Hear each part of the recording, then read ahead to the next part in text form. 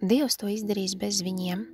Dievs izdarīs to, ko tev teica, ka izdarīs priekš tevis, bez ikviena, uz kuru tu paļaujies, bez viņiem, kuriem tu jūti, ka tev no viņiem vajadzīga palīdzība.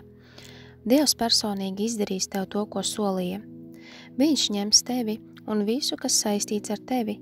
Viņa griba, plāni, aicinājums pār tavu dzīvi ir tik personisks.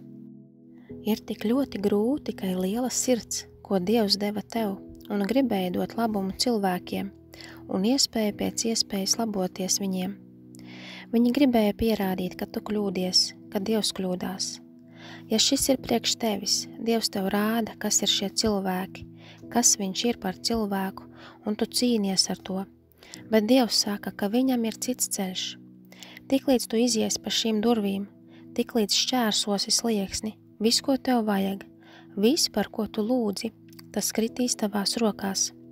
Dievs ieliks to tavās rokās. Dievs tev uzticās.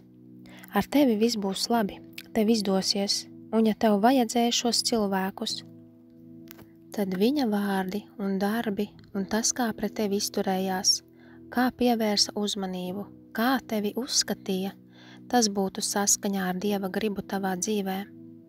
Berze norāda uz saskaņas trūkumu.